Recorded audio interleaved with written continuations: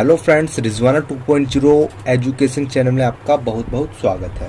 Friends, first of all I would like to tell you that this channel is made for class 9th, 10th, 11th, 12th UP board and we will get secure 90 plus in 2022 UP board examination.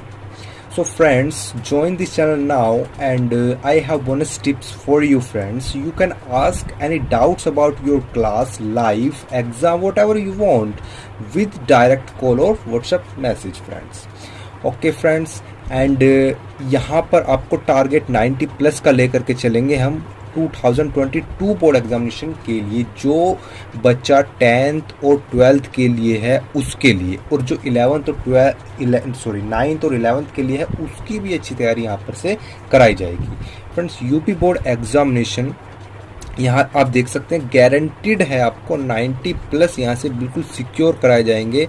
वो तब जब आप हमारी videos regular देखोगे और starting से देखोगे, क्योंकि यह है आपका न्यू बैच 2022 आज से स्टार्ट हो गया है friends.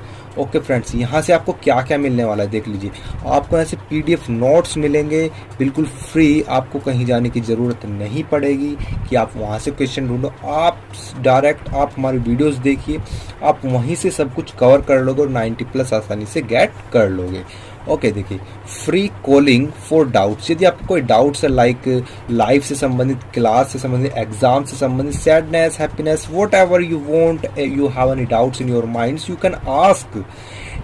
We are providing you a number 7500699642।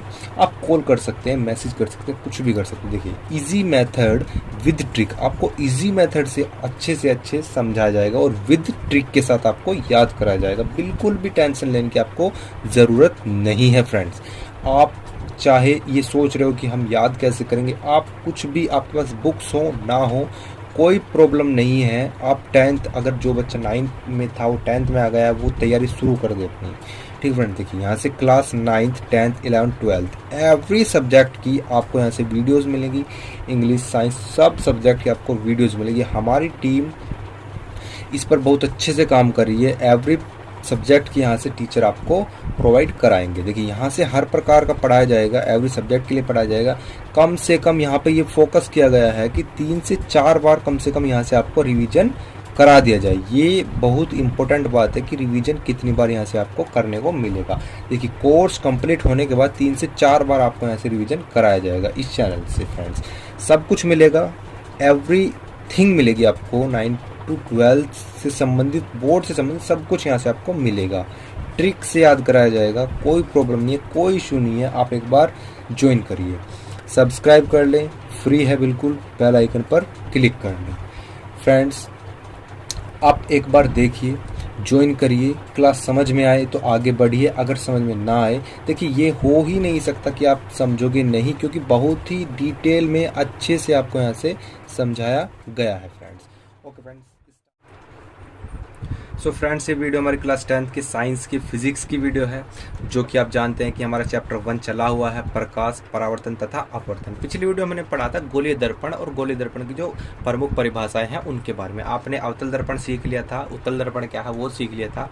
आज हम देखेंगे H03 में गोलीय दर्पण से बनने वाले प्रतिबिंब को खींचने के नियम। अब जो गोलीय दर्पण से जो हमारे जितने भी टाइप के जो प्रतिबिंब बनते हैं, उनको बनने के लिए जो नियम है आज हम उनको डिस्कस करेंगे। ठीक है फ्रेंड्स, देख लेते हैं। चलिए देखिए, किसी वस्तु का दर्पण द्वारा प्रतिबिंब बनाने के लिए निम्नलिखित 3 नियम है। प्रतिबिंब की स्थिति, प्रतिबिंब समझते हो फ्रेंड, जो मान लीजिए आप दर्पण में देख रहे हो, जो सामने आपका जो चित्र बन रहा है उसको प्रतिबिंब कहते हैं। बिंब, अगर मैं बिंब की बात करूं तो बिंब केवल वस्तु होती है और प्रति उसका प्रतिबिंब होता है। ठीक है, निर्धारित करने के लिए इनमें से कोई 2 नियमों का प्रयोग किया जाता है। देखिए, टोटल ये जो है 3 नियम होते हैं फ्रेंड्स। 3 में से 2 नियम का होना जरूरी है। अगर 2 नियम नहीं होंगे तो हमारा प्रतिबिंब नहीं बन सकता। तो फर्स्ट है, देख लेते हैं, धीरे धीरे से देखेंगे। फर्स्ट, सेकंड और थर्ड। फर्स्ट नियम है वो क्या कहता है हमारा, देखिए, दर्पण की मुख्य अक्ष के समांतर चलने वाली किरण परावर्तन के पश्चात मुख्य फोकस में से या तो होकर जाती है अवतल दर्पण में या मुख्य फोकस में से आती हुई प्रतीत होती है। ठीक है फ्रेंड्स, ये उत्तल दर्पण में। देखिए मैं आपको यहाँ से आपको अच्छे से समझा देता हूँ फ्रेंड्स, देख लेते हैं। देखिए ये कह रहा है, अभी तो मैंने आपको पढ़ के सुनाया, अब मैं इसका आपका चित्र बना करके अच्छे से आपको एक्सप्लेन करूँगा। देखिए यहाँ पर दर्पण कहाँ, इसने हमने यहाँ पर कोई दर्पण बना लिया। मैं अभी जो है यहाँ पर आपको अवतल दर्पण के बारे में बता रहा हूँ। देखिए अवतल दर्पण मैं आपको बताया था एक बार और आपको बता देता हूँ। अवतल दर्पण वो होता है जो दर्पण जो पिच का वो होता है इस टाइप से, और जो उभरा हुआ होता है फ्रेंड्स, वो हमारा कौन सा दर्पण होता है, वो ऊ से उभरा, ऊ से उत्तल, वो हमारा उत्तल दर्पण हो जाता है। ये हमारा उत्तल दर्पण हो गया। मैं आपको दोनों में स्थिति बताऊंगा किस टाइप से बनती है। ये हमारा अवतल दर्पण हो गया। ठीक है फ्रेंड्स, अब देखिए ये कह रहा है दर्पण की मुख्य अक्ष के समांतर। मुख्य अक्ष हम जानते हैं, मुख्य अक्ष हमारी ये हो गई। ठीक है, ये हो गई हमारी, ये पी पॉइंट हो गया पोल, ये सी पॉइंट, ये वक्रता त्रिज्या हो गई हमारी, ये फोकस हो गया। ठीक है, ये हमारा पोल हो गया और ये हमारा फोकस हो गया। अब देखिए ये कह रहा है दर्पण की मुख्य अक्ष के समांतर। दर्पण का मुख्य अक्ष ये हो गया। अब इसके समांतर कोई रेखा आई, ठीक है कोई बात नहीं।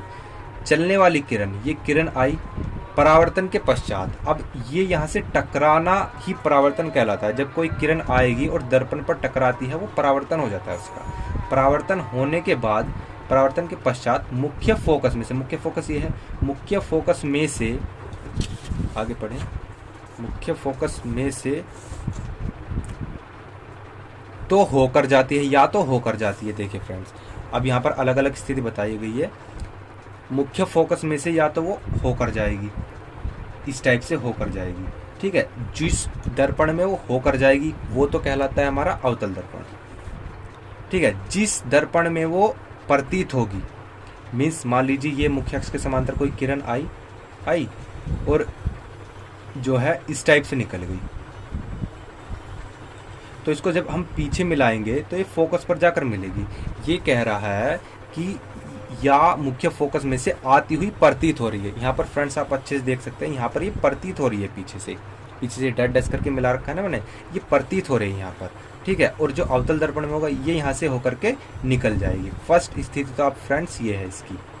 सेकंड स्थिति पे हम अब देख लेते हैं, सेकंड स्थिति क्या है। ये मैंने चित्र बना रखा था तो फिर मैंने अलग आपको बता दिया। सेकंड स्थिति देख लेते हैं। देखिए, मुख्य फोकस में को होकर जाने वाली अवतल दर्पण में या मुख्य फोकस की ओर जाने वाली उत्तल दर्पण में किरण दर्पण से परावर्तित होकर मुख्य अक्ष के समांतर हो जाती है। देख लेते हैं इसको भी चित्र के माध्यम से हम समझने की कोशिश करते हैं फ्रेंड्स।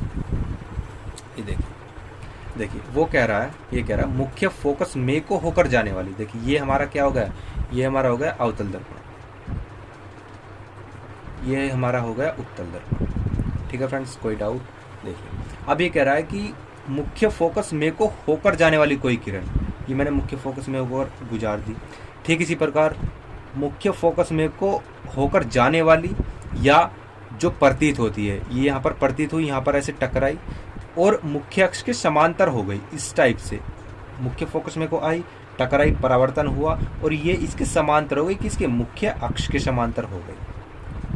ठीक इसी प्रकार उत्तल दर्पण में होता है, यहाँ से कोई किरण आई और यहाँ से टकराई और ये मुख्य अक्ष के जो है देख लेते हैं, मुख्य अक्ष के समांतर हो गई और यहाँ डैश डैश करके यहाँ पर एफ पर आकर मिल गई। तो आपको समझ में आ गया फर्स्ट रूल। दोनों रूल अलग अलग है। देखिए पहले रूल में क्या था, पहले रूल में मुख्य अक्ष के समांतर पहले आती है, फिर परावर्तन होता है और जब मुख्य फोकस में होकर निकलती है। लेकिन दूसरे रूल में क्या है, पहले मुख्य फोकस में को होकर आएगी और फिर मुख्य अक्ष के समांतर हो जाएगी। आपको आई होप समझ में आ गया दोनों रूल का अंतर क्या है। थर्ड रूल देख लेते हैं। थर्ड रूल क्या है, वक्रता केंद्र में को होकर जाने वाली अवतल दर्पण या वक्रता केंद्र की ओर जाने वाली उत्तल दर्पण में किरण परावर्तन के पश्चात अपने ही मार्ग पर वापस लौट जाती है। अब इसको चित्र से समझ लेते हैं फ्रेंड्स। देखिए ये हमारा अवतल दर्पण हो गया, ये हमारा उत्तल दर्पण हो गया। देखिए ये कोई किरण आई, ये कह रहा है वक्रता केंद्र में को होकर जाने वाली। वक्रता केंद्र में, वक्रता केंद्र हमारा ये है फ्रेंड्स, इसमें को कोई किरण आई दर्पण से टकराई और फिर दर्पण से टकराने के बाद परावर्तन हो गया, टकराते ही परावर्तन हो जाता है। टकराने के बाद जो है वो उसी रास्ते से, जिस रास्ते से आई थी उसी रास्ते से वापस लौट जाती है। ये तो अवतल दर्पण की स्थिति है। इसमें तो बिल्कुल जो है वास्तविक होती है, ये किरण आई और इससे टकराई और वापस उसी वक्रता केंद्र से लौट गई। ये मैंने निशान दर्शाया आपको इस टाइप से, ये जाने का है, ये आने का है, ठीक है। अब उत्तल दर्पण में वक्रता केंद्र की ओर आई, दर्पण से टकराई और वापस चली गई। ये मैंने डेड डैश करके आपको इसलिए दिखाया क्योंकि ये दर्पण की ओर आ रही है, वक्रता केंद्र की ओर आ रही है इस टाइप से। अब फ्रेंड्स, इससे मैं आपको एक चीज़ आपको यहाँ पर बता दूँ, जो मैंने आपको ये 3 नियम बताए हैं, इन 3 नियम में से 2 नियम का लगना बहुत ज़रूरी है, तभी आपका प्रतिबिंब जो है दर्पण पर बन पाएगा। सॉरी, ये गलत लिखा गया, प्रतिबिंब जो आपका बनेगा, इन 2 नियम को, कोई से 2 नियम लगेंगे तभी आपका प्रतिबिंब संभव हो पाएगा। Okay friends, bye.